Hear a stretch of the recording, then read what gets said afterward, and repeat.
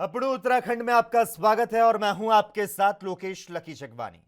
गंगोत्री, यमुनोत्री और केदारनाथ धाम के कपाट खुलने के बाद अब यात्रा अपने पूरे चरम पर है।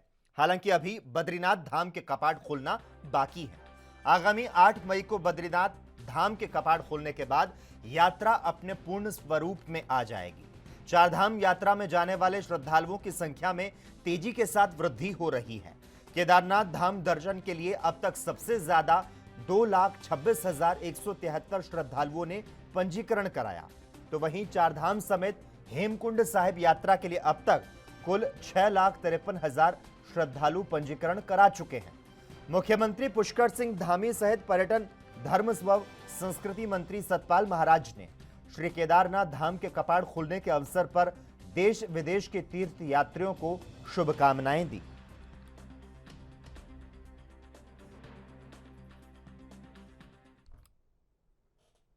उत्तराखंड में केदारनाथ धाम के कपाट 6 माह के बंद रहने के बाद श्रद्धालुओं के लिए दोबारा से खोल दिए गए हैं। आपको बता दें कि मुख्यमंत्री पुष्कर सिंह धामी ने केदारनाथ मंदिर में दर्शन किए। इस दौरान उन्होंने कहा कि आज बाबा केदारनाथ के कपाट खुल चुके हैं। देश भर से श्रद्धालु वहां पर पहुंचे हैं। बाबा से प्रार्थना है कि 2 साल के बाद चारधाम यात्रा शुरू हुई है तो सभी की यात्रा सरल, सुगम और सुरक्षित हो, सभी की मनोकामना पूरी हो। तो साथ ही मुख्यमंत्री ने कहा कि केदारनाथ का विकास प्रधानमंत्री नरेंद्र मोदी के नेतृत्व में पूरा हो रहा है और हम कामना करते हैं कि जल्द ही बाबा केदारनाथ के विकास का काम पूरा हो। आज बाबा केदार के कपाट खुल गए हैं और श्रद्धालुओं का वहाँ पर बड़ी संख्या में सभी श्रद्धालु वहाँ पहुँचे हैं देश भर से, और सभी ने सुबह दर्शन किए। मैंने भी बाबा के दर्शन किए हैं और बाबा से प्रार्थना की है कि 2 वर्षों के बाद जो यात्रा ये प्रारंभ हुई है, इस बार चारधाम यात्रा प्रारंभ हुई है, ये आज श्रद्धालु आए हैं, सभी की यात्रा सरल हो, सुगम हो, सुरक्षित हो, सभी स्वस्थ रहें, सभी की मनोकामनाएं पूर्ण हो। नरेंद्र मोदी जी उनके नेतृत्व में जो बाबा केदार का जो पुनर्निर्माण का कार्य चल रहा है, प्रथम चरण का कार्य पूरा हो चुका है, द्वितीय चरण का काम चल रहा है और तेज़ी से काम भी पूरा हो, क्योंकि बाबा केदार का नवनिर्माण का काम बाबा केदार ने अपने अनन्य भक्त हमारे देश के यशस्वी प्रधानमंत्री मोदी जी को दिया है। उनके नेतृत्व में लगातार उसकी देखरेख हो रही है और हम सभी लोग मिलकर कोशिश कर रहे हैं कि जो हमारा दूसरे चरण का काम है। मुख्यमंत्री पुष्कर सिंह धामी घोड़ाखाल गोलू देवता के दरबार में पहुंचे, जहां पर उन्होंने गोलूज संदेश यात्रा के समापन समारोह में हिस्सा लिया।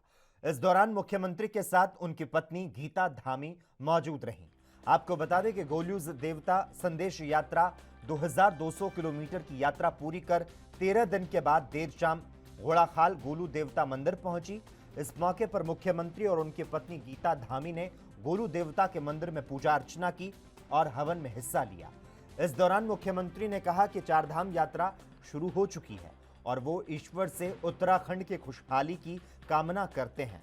तो साथ ही उन्होंने चंपावत उपचुनाव को लेकर कहा कि चंपावत गोलू देवता की भूमि है और गोलू देवता ने ही उनको सेवा करने के लिए चंपावत बुलाया, इसीलिए परिणाम बेहतर होगा। अच्छा काम होगा गोलजू की कृपा से, बाबा केदार की कृपा से। आज बाबा केदार के कपाट भी खुल गए और आज गोलजू की जो यात्रा निकाली थी उस यात्रा का भी आज यहाँ पर समापन हो रहा है। तो इस वर्ष जो है 2 वर्षों के बाद हमारे यहाँ पर जो यात्रा है, ये यात्री है, श्रद्धालु हैं, पर्यटक हैं, वो बड़ी संख्या में इस बार उत्तराखंड आ रहे हैं। हम गोलजू से प्रार्थना करते हैं, बाबा केदार से प्रार्थना करते हैं कि सभी यात्री यहाँ पर आएँ, सकुशल आएँ, सकुशल जाएँ, सबकी यात्रा सुगम हो, सरल हो और सभी स्वस्थ रहें।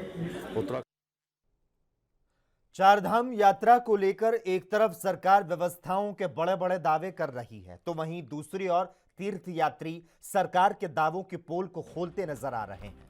चारधाम यात्रा के प्रवेश द्वार ऋषिकेश में बीटीसी परिसर स्थित पंजीकरण काउंटर पर अव्यवस्थाओं का बोलबाला है। तीर्थयात्री भरी गर्मी में सुबह से लाइन में लगकर रजिस्ट्रेशन के लिए खड़े हो रहे हैं, जिसके कई घंटे के बाद भी तीर्थयात्रियों का पंजीकरण नहीं हो रहा। कभी सर्वर डाउन होने की बात बताई जाती है तो कभी अन्य टेक्निकल प्रॉब्लम होने की वजह से तीर्थ यात्रियों को पंजीकरण के लिए कई घंटों का इंतजार कराया जा रहा है। तीर्थ यात्रियों ने सरकार से इस व्यवस्था को खत्म करने की मांग की है। मुझे समस्या आ रही है कि 8 बजे से मैं यहाँ लाइन में लगी हूँ, मेरा रजिस्ट्रेशन नहीं हो रहा। 28 लोगों का ग्रुप है, मैं इलाहाबाद प्रयागराज से आई हूँ। मुझे निहायत परेशानी यहाँ लग रही है। व्यवस्थाओं की बात करें तो व्यवस्था की कोई व्यवस्था यहाँ ठीक नहीं है, यहाँ की कोई व्यवस्था अच्छी नहीं है। हम अभी पहुंचे हैं रोटेशन पे, जहां पर चारधाम यात्रा के रजिस्ट्रेशन किए जा रहे हैं। यहाँ पर जो पर्यटक हैं जो आ रहे हैं दूर दूर से कि रजिस्ट्रेशन करेंगे, लेकिन उनके रजिस्ट्रेशन नहीं हो पा रहे हैं। आइए कुछ साथी हमारे साथ जुड़ रहे हैं। एक बाबा हैं हमारे साथ, उन्हें काफ़ी तकलीफ का सामना करना पड़ रहा है। बाबा जी, क्या समस्या है आपकी?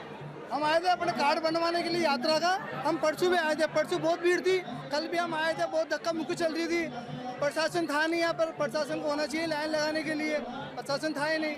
आज भी हम आए 2 घंटे ऊपर हो गए, तो बोल रहे पहले ग्रुप वालों को बनोगा।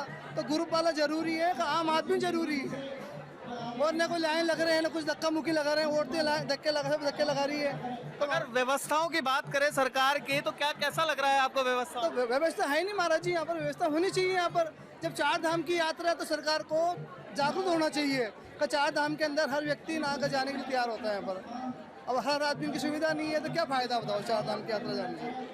हम पैदल जाते हैं, हमको कितनी परेशानी होती है। कितने लोग आए